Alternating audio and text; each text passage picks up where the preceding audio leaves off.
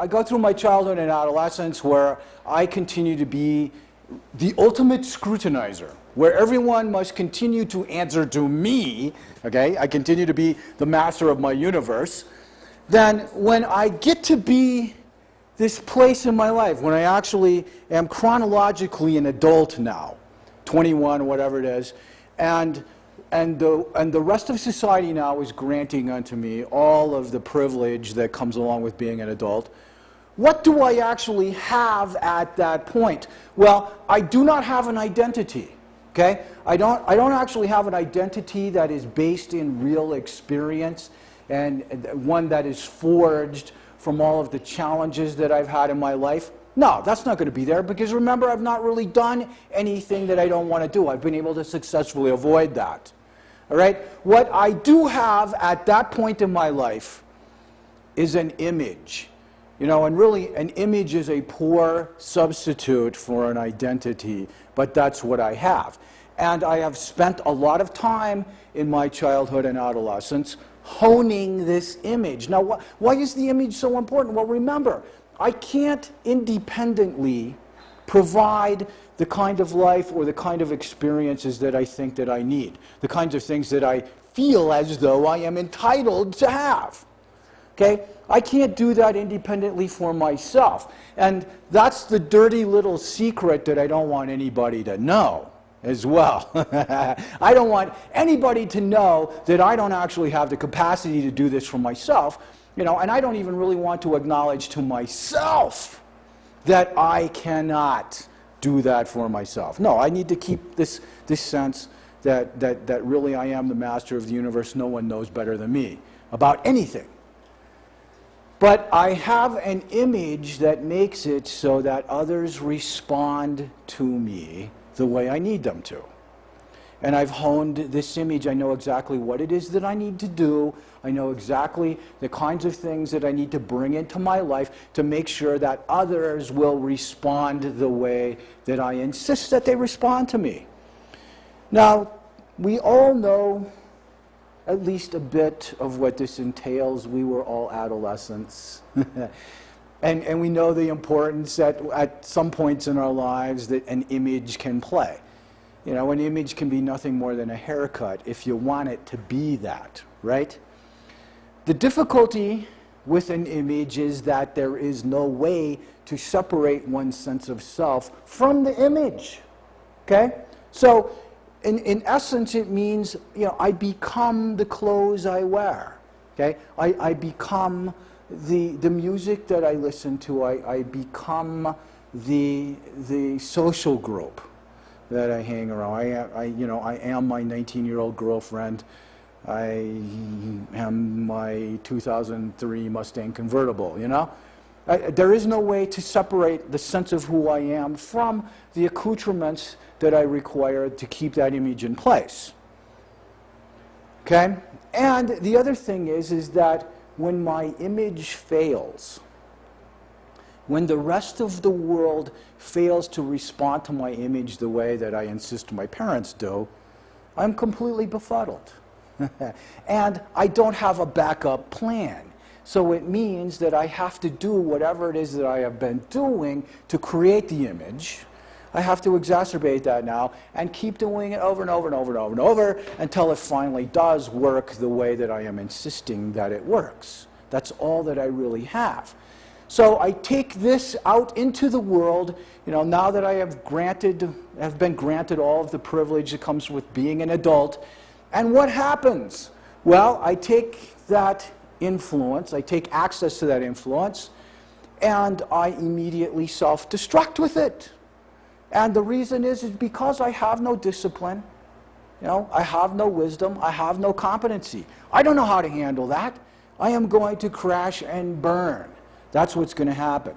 Now, the toughest part about this is that it's likely that during this crashing and burning process, I'm not just taking myself. Somebody else is going with me.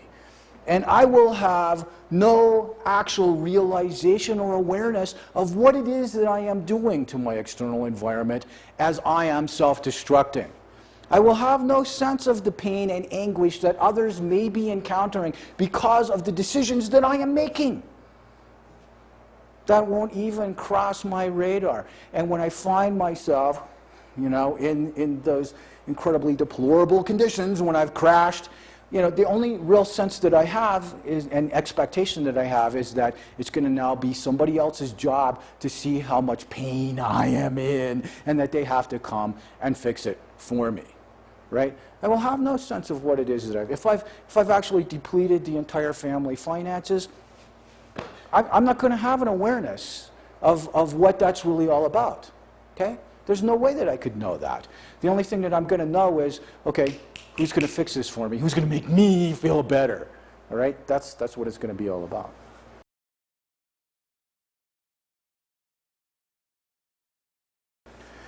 Okay, now, as we look at this, and as we have discussed this, there's already a couple of things that we can identify that would be those developmental markers that we've talked about, right? That we can, if we encounter our child as someone who is actually making an effort to demonstrate that they can manage aspects of their lives responsibly, if we see them as someone who is working hard to hone their competencies and their skills and wisdom, that they're taking aspects of school and other kinds of things responsible, then we know we probably have them moved beyond that early childhood task, right? If we are encountering our child, or anyone else for that matter, as someone who continually insists that the rest of the world make them okay, it's likely that they've not gotten to that place where they've resolved that early task of childhood, okay? And that early task of childhood is very important to us because it allows us to understand that there is such a thing as benevolent structure in our life, okay? That people or societies or just how things are, that the structure that is there is not necessarily there to destroy us or take away our ability to be who we are. That there is such a thing as benevolent structure, and that our sense of mastery is not necessarily going to come from conquering the structure, destroying the structure, avoiding the structure, once again proving that we are smarter than the structure, more capable than the structure, but our ultimate sense of competency is going to come from learning how to master the structure. We'll talk a little bit more about that. But you can see how important that task is. When I first presented that to you, I was like, well, you got to find out that your parents have your best interests in mind in everything you do. You think, what kind of a, but really, it's incredibly important to us in our development because it helps us come to that understanding that there may be such a thing as benevolent structure. Now, what are some ways? Are there other kinds of things that you could look at? What would be indicators that you might be seeing in your child's life that would help you determine where they are in this process? Well, there's a couple here that we're going to talk about. One of which is pretty readily observable. It's easy to assess. The other one is just as important, but it's not quite as easy to assess this. Let's talk about this first one, all right? And that is to determine whether or not someplace in our consciousness we are carrying around this list, okay? This is a list of needs that we have. And both of our lists hinge around whatever it is that we have determined this number one thing to be, right? Now, I guess the best way to describe that number one thing is that it is something akin to a life's mission statement, right? That's the best way for me to describe it. It's whatever it is that we figured out our ultimate purpose on this planet is really all about. Now, as you well know, that is not something that is easy to derive, okay? Nor should it be something that's easy to derive.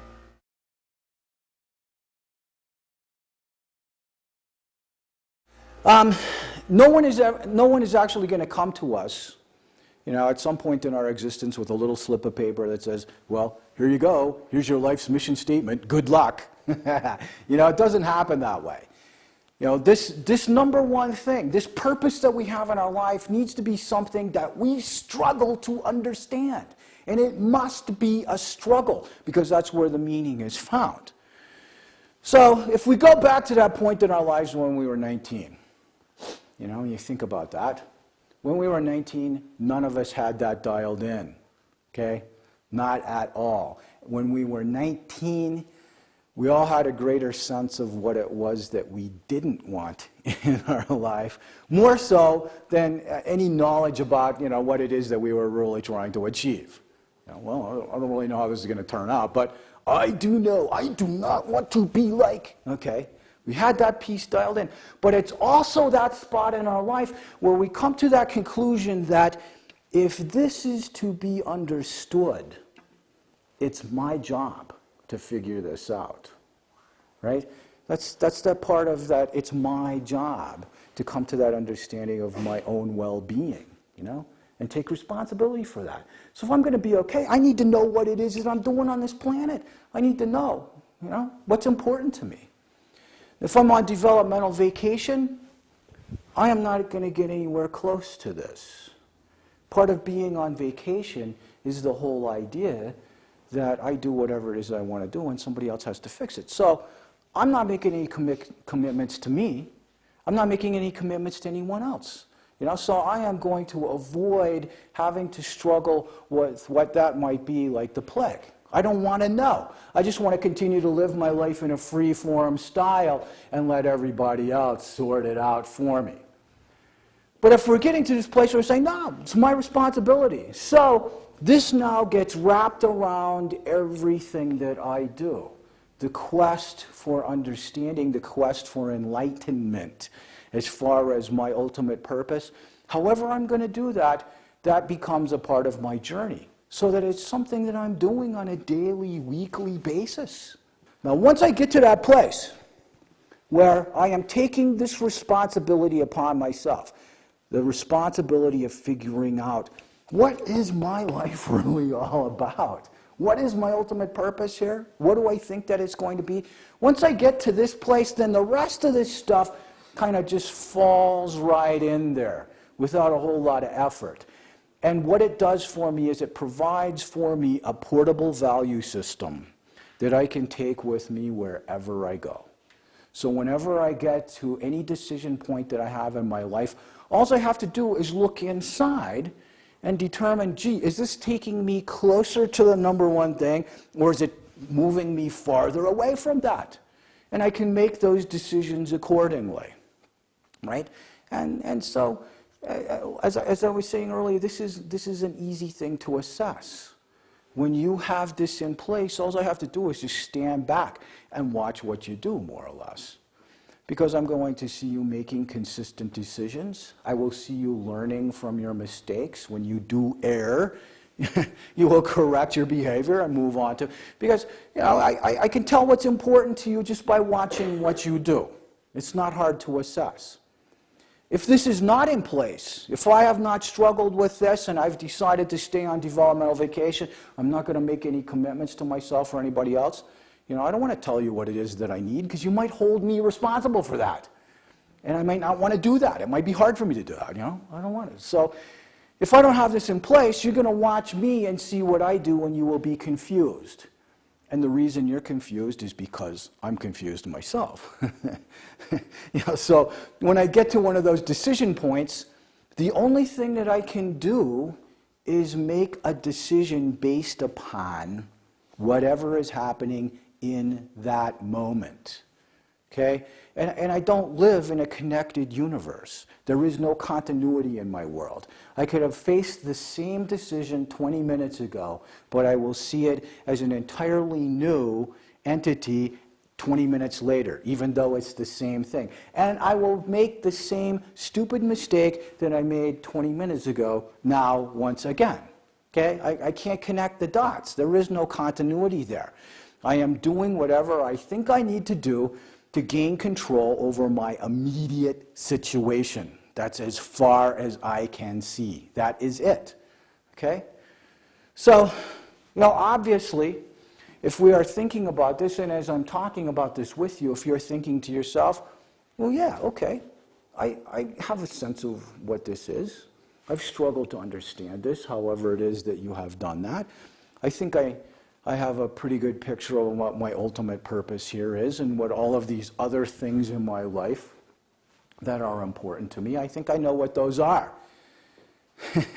If you have that sense within yourself, if you're thinking that to yourself, it means that there has been some point in your life that you have subjected yourself to some process of discipline.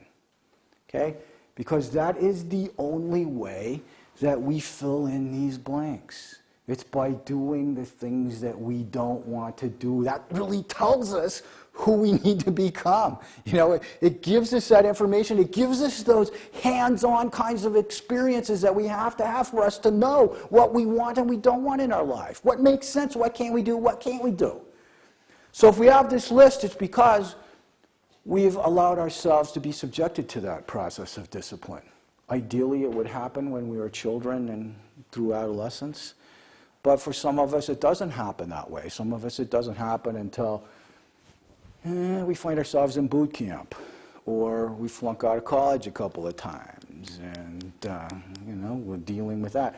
We encounter the legal system, We go through a couple of bad relationships, those kinds of things. But if this value system is in place, it's because we have been in those situations where we've had to do things we didn't really want to do. And we've learned how to discipline ourselves to do those things. Okay? Is that making sense? All right, now let's talk about this other part. Because we can look at this and say, yeah, we have this kind of a cognitive understanding of the way that our lives need to be. But we're not just completely cognitive creatures either, right? There is this emotional component. There's what do we do with all of these feelings? What do we do with this emotional aspect of who we are as well? And is there a way to examine, can we use the term emotional maturity? Is there some way to look at that piece? And I would say, yeah, absolutely there is. And it's a little harder to assess on the surface, but it plays just as an important role in our day-to-day decision making as does this cognitive orientation that we have to the world.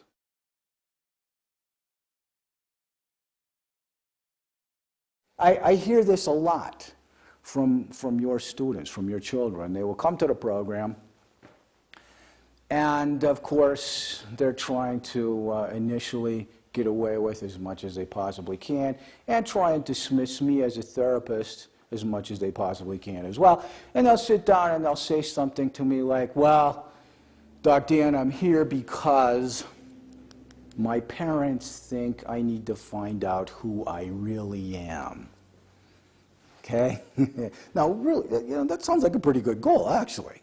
For any of us to find out who we really are is a pretty positive aspiration. Absolutely. But every time I hear this, there's a slight chill that goes down my spine. Because there's two components that go into finding out who we really are, right? So when Johnny comes to Redcliff and they start the process of finding out who they really are, of course, they are going to find out that they are a much more capable, talented, disciplined, intelligent individual than they may have given themselves credit for up to this point, right? And all of those are pretty positive aspects of, I guess we could say, our personality, of the persona that we have created, And certainly, coming to that understanding of who we are requires that we come to a full and conscious acceptance of all those positive things about who we are. The things that we consider to be our talents, our assets, our strengths. And usually those are the things that we parade around for everybody else to see. Here I am, check it out. You like this? This is me, that piece. And that's not hard to do. Nevertheless, there is an amalgamation of other stuff that is comprised of all of those things that we would just as soon not have in our life. Just as soon not have as who we are as human beings.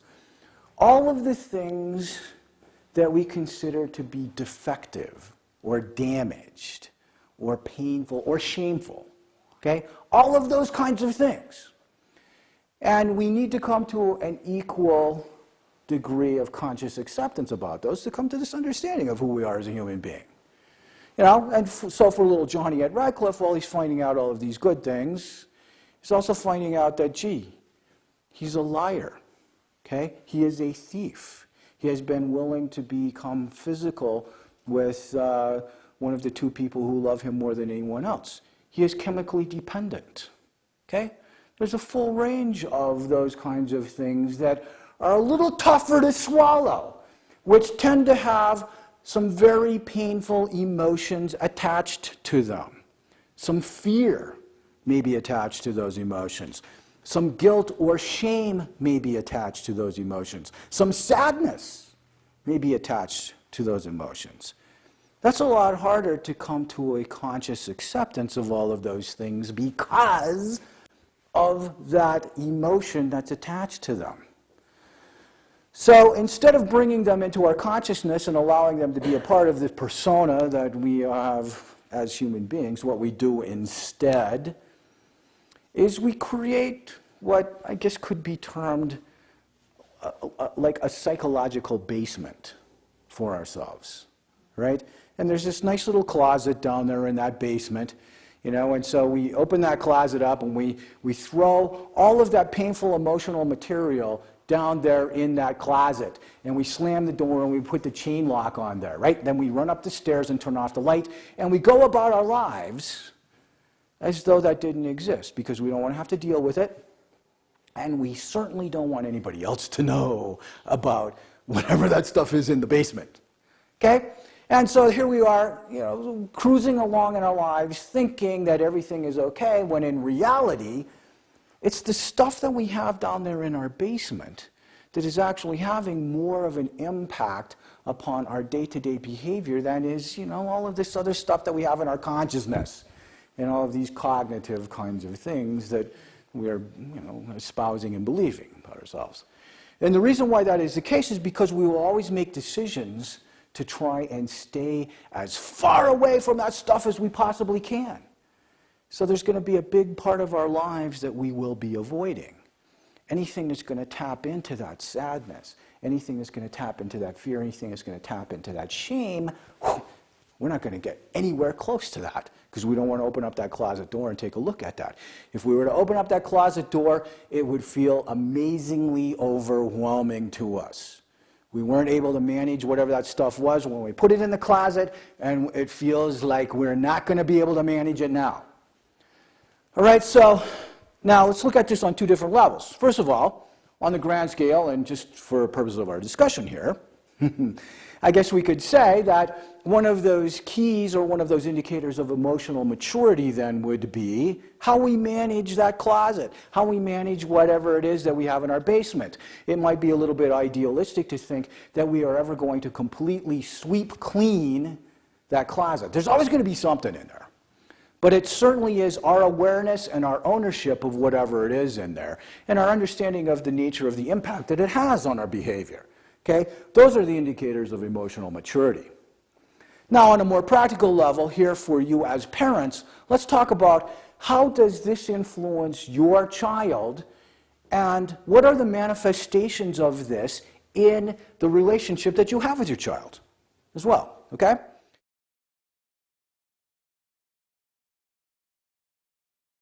I think it's pretty safe to say that, 95% of all of the adolescents we see who are on developmental vacation have a huge ball of emotional material that they have put down there in that closet, that they are doing everything possibly they can do to avoid. Okay? And so they are living a life of avoidance, as you well know. You know, they're avoiding having to do anything that might be a little difficult or anything that has to do with the business of them getting on with their lives. So they're avoiding a whole lot of things. So obviously this is going to create some disturbance within their relationships, particularly within the relationships that they have with you. And as you come to this understanding, you might decide, woo, we've got to get some help with this. Okay, I'm going to take my child and I'm going to have him go see Doc Dan on an outpatient basis so that Doc Dan can straighten him out. And he's going to go sit in Doc Dan's office for 50 minutes once a week.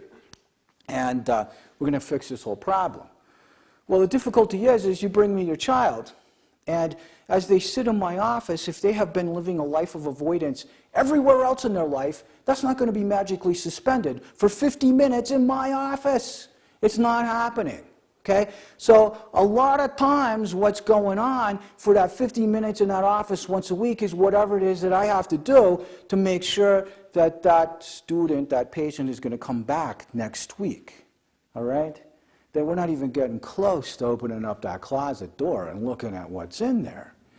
And even if we do have an incredibly masterful session, of course that will happen, right? Even if we have an incredibly masterful session, I know the minute they walk out my door and in that 10-minute car ride back home, we're going to be moving back into that life of avoidance. There's more of that that's going to be taking place than the 15 minutes once a week that's going on in my office, right? And so, you know, it's no wonder that it takes forever, and it seems like we go on and on and on and on, and there's really no impact. You know, well, what'd you do with the therapist today? Well, I don't know, we just talked about stuff and played cards. You know, it's like, you know, you wonder why is this not having any kind of an impact?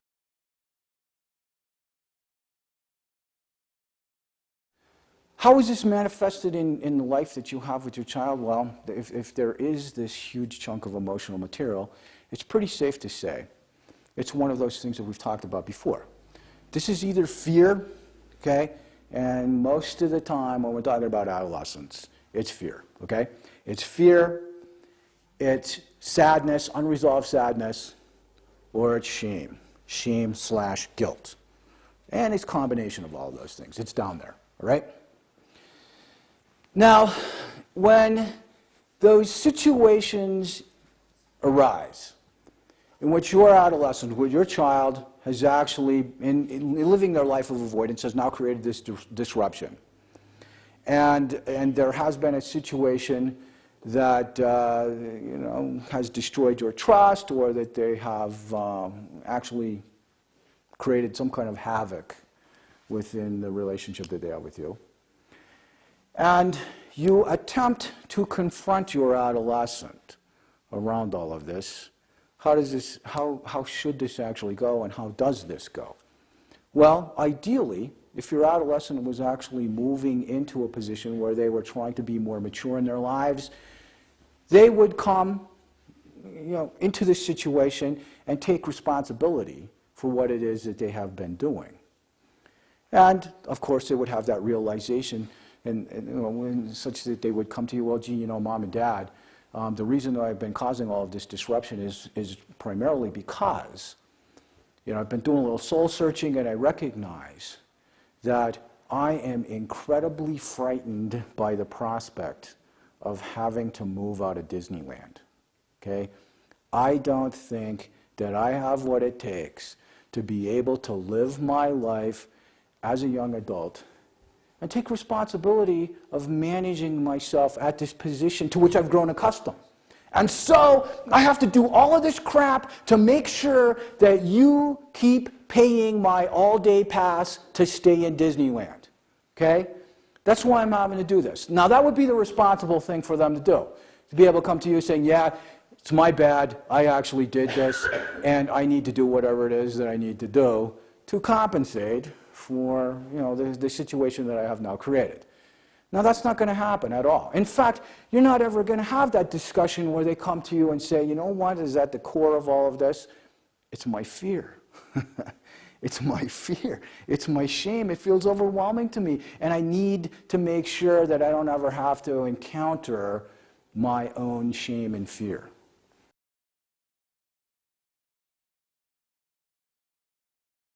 When you ask them to step in and be accountable for what is going on, what's going to happen?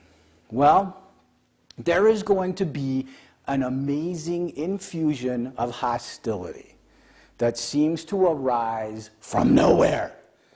And is far beyond, in proportion, far beyond what the situation might even call for. Now, right? And here's all of this anger that just seems to materialize from nothing. And you think to yourself, okay, where did this come from? Gee, Doc Dan, why didn't you talk about anger being what's down there in that basement? Okay? Well, okay, let's talk about it. Well, first of all, the anger's not there in the basement. It's right there for everybody to see, right?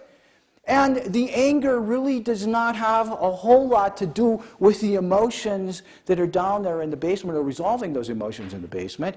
The anger is always a smokescreen.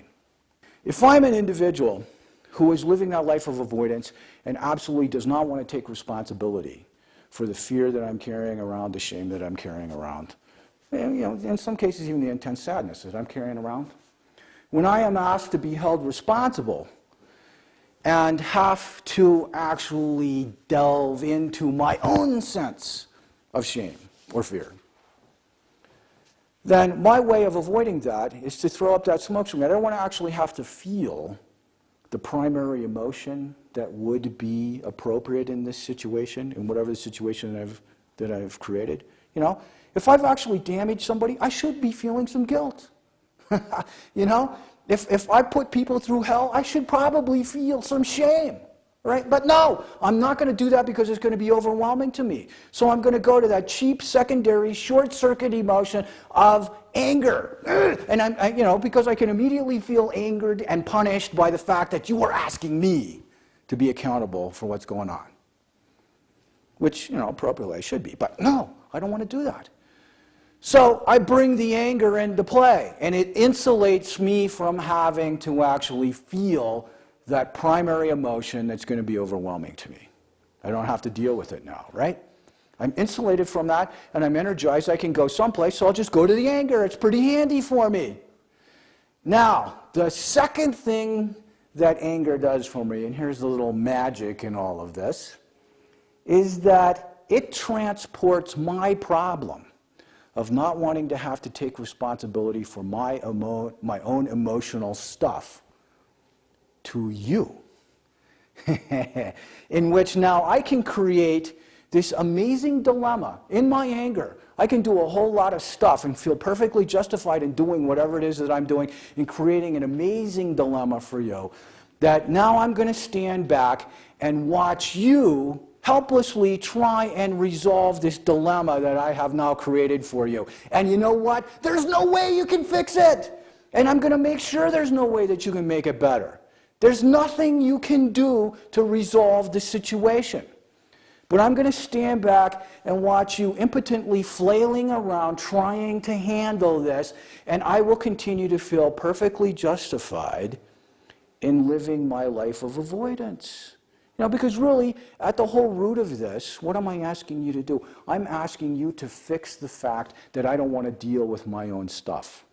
That's what I'm asking you to fix, right? And there's no way you can do that, okay? So when I see that you're not going to be able to handle this either, it justifies my continued attempts, my continued desire to sit back and continue to live that life of avoidance, right? Well, you can't handle it. I obviously can't handle it either, nor should I handle it. That's really where I'm going with all of this. Now, the odd thing about this is, as parents, you're not going to have your child sit down and tell you really what they are experiencing, but they will be very adept at creating within you the exact emotion that they are feeling, particularly when we get to that anger piece, right? They're incredibly adept at doing this. So, immediately, if you are asking for accountability and I am beginning to feel punished, if I'm beginning to feel abandoned, I'm beginning to feel unloved, I'm beginning to feel threatened by this, I can't vocalize that to you and process that with you, but what I will do is behave in a manner so that you feel that exact emotion. You know? And I can be pretty successful in doing that. If I'm your 16-year-old son, I'm very adept at doing that. I've had a lot of practice with that over the years. And I can be successful in creating that emotion within you, but it's really not a very good way for us to communicate, because now we have two people who are feeling punished and angry with each other, and now it becomes this amazing contest as to who can punish who the most to finally get the other one to relent and ease up and knock it off, right? So that one of us can at least feel okay. You know, it's an amazing kind of a thing. It's an absolutely amazing kind of a process. But it all stems from the fact that I perceive myself as an individual who is unable to manage that overwhelming emotional stuff that's down there. And a part of this march towards maturity really does encompass taking that as my responsibility and finding a way to manage that, finding a way to realize that that is a piece of who I am. It does belong to me, and I have to do something with that. But it's the scariness of that. It's the fear that all of that stuff holds for me down in my basement that keeps me locked into these kinds of relationships right here. Okay? And I can go along in a relationship with you like this forever and ever and ever. You can be actually abusive towards me, you know? And it's okay. I will be fine, because I would rather maintain that immediate knowledge that I have and that role that I have of a victim that's somewhat predictable for me, and maintain that with you as my victimizer, than actually have to take responsibility for the stuff that's down in my basement that seems more scary to me than you are. That's what will keep me in that relationship.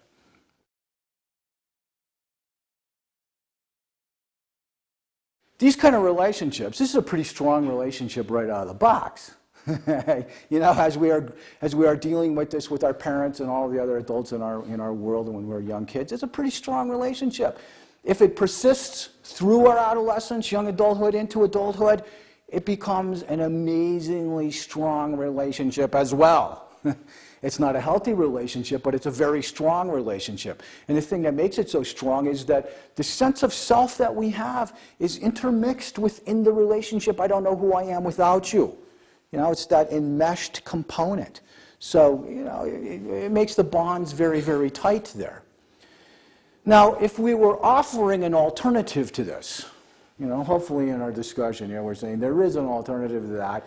There would be a different kind of relationship that we could have based upon, you know, two individuals who have some independent sense of who they are and what it is that they need in their lives. How does that relationship actually operate? Well, in order to bring these two individuals into that relationship, we need one more component here, okay? And this typically arises as one of the two of us examine our list, and we decide there's something on that list that needs to happen for us. I have a need. I have an unmet need, something that needs to be accomplished. And once again, as we mentioned earlier, we're not the sole occupants on our own little planet. Since we live here on planet Earth, for most of us, our needs, the needfulness that we have, encompasses jumping in relationships with others, right? We have relationships that meet our needs that we don't even think about. We had relationships that met our needs just as we were driving here today with a whole bunch of other people we don't even know. But we had relationships with those other motorists on the road, okay? So as we're looking at this and I identify a need that I have, and in order for me to fulfill that need, I recognize that you will need to be a part of that as well.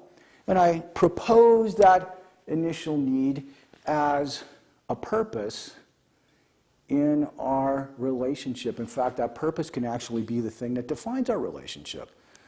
All of our relationships can be categorized by the purposes that they fulfill for us. You know, the purpose that I have in a relationship with, like, the guys that I work with each day is certainly much different than the purpose that I have in a relationship with my own wife. And that relationship, the purpose that we have there, is different than the purpose that I have with my children. And of course, all of those relationships are different from the purpose that I have with, you know, like the guys that I go climbing with or motorcycle riding with and stuff like that. You know, all important relationships. But they can all be categorized by the different purposes that they have, because each one of those purposes is going to help me resolve a number of problems that I have in my life. Now, I don't think we need to talk about, I guess, the relationship that we have with our neighbors or the other people that we work with. Let's talk about the relationships that we have with our kids, especially here we are as parents. So, as parents, if this is the me part here, we can say this is the parents that are united around whatever it is that we need for our child. Okay? We may not be united around anything else, but if we actually want to be able to establish ourselves as the me part of this with our child and allow our child to be responsible to both of us, it means that we do have to come to that united orientation of what it is that we need for our child. Okay?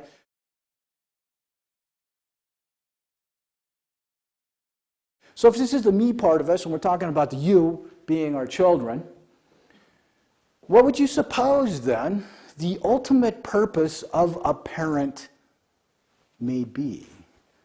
I know you've probably thought about this. Why do we have parents? What is our ultimate purpose as parents? It's to what?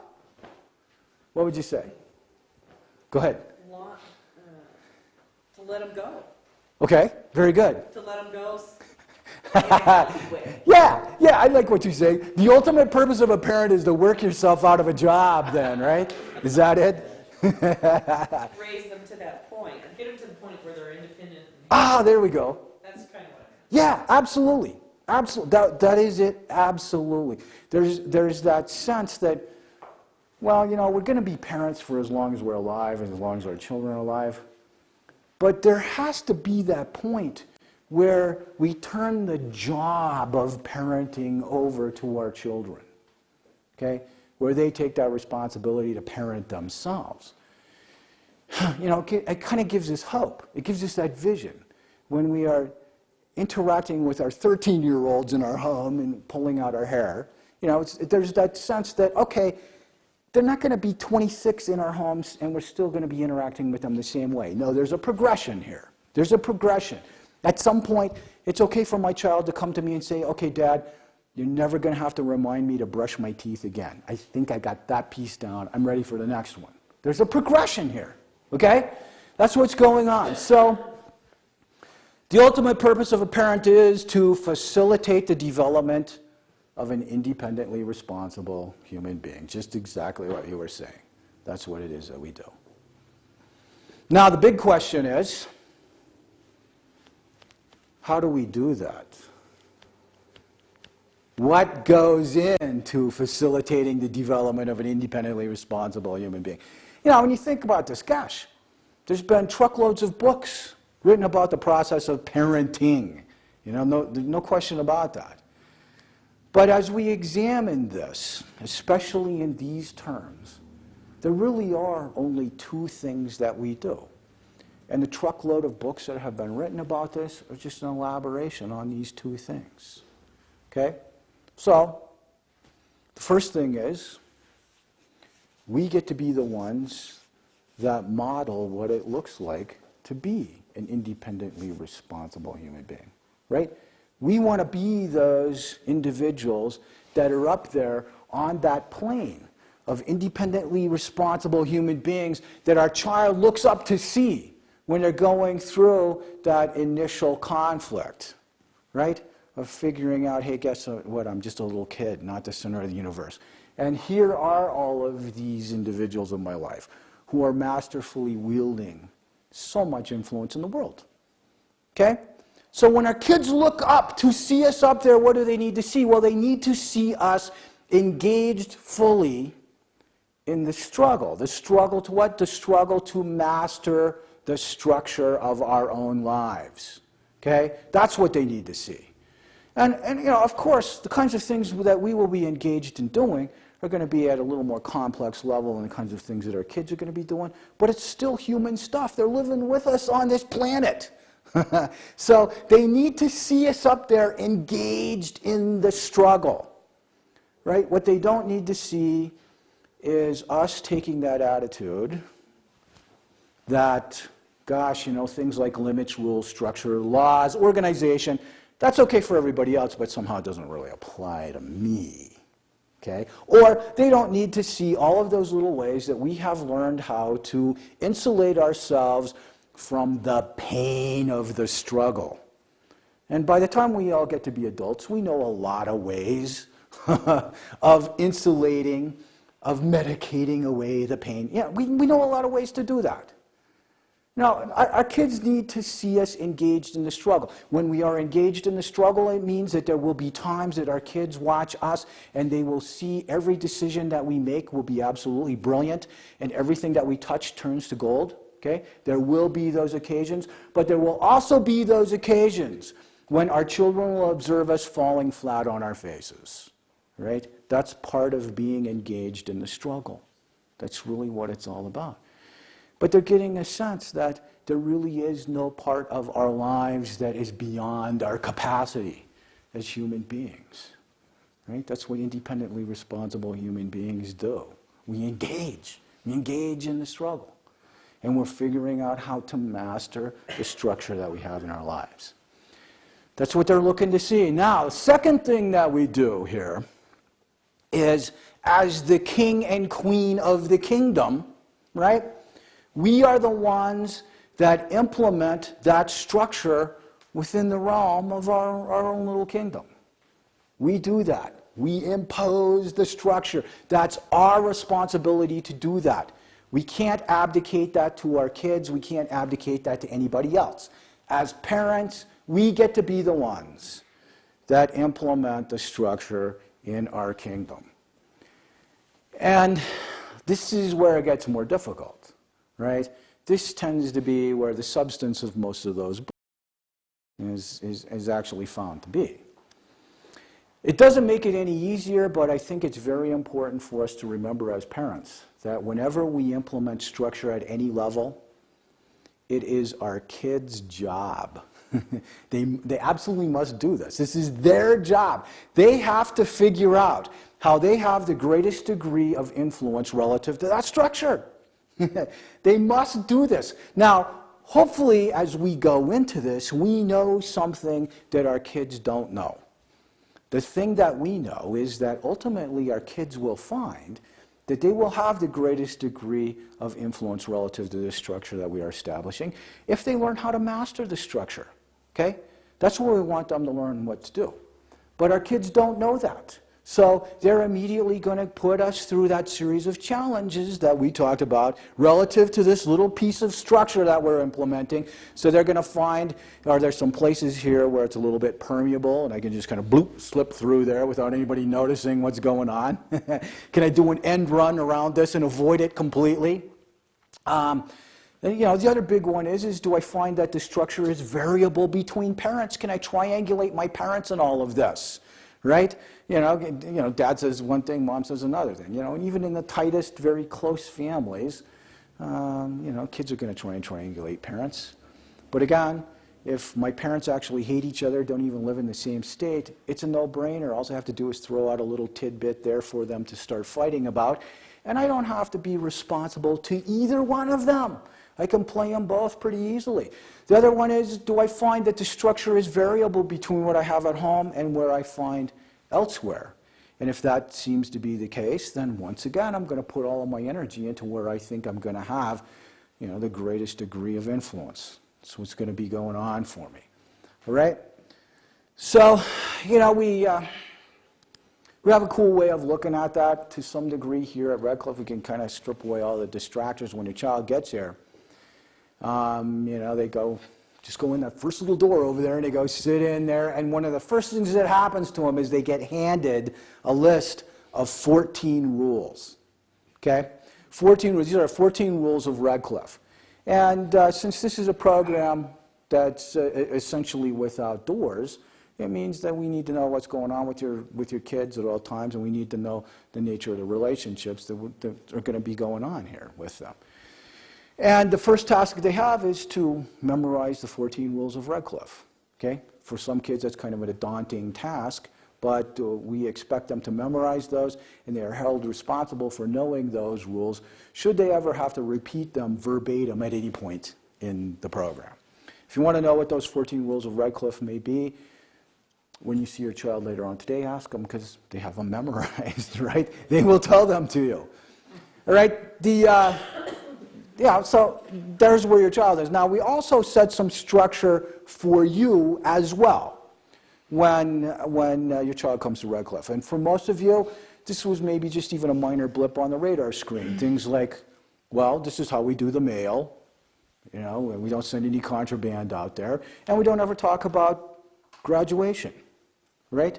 Just some pretty minor kinds of things. And yes, we could do email and fax and that kind of thing, but no, the mail is actually an important therapeutic part of the process. We want your children to actually have to delay that instant gratification and wait for the mail. They can't control it, okay? So we set some structure for you, and we have a nice forum now to be able to examine how does structure actually work within this family.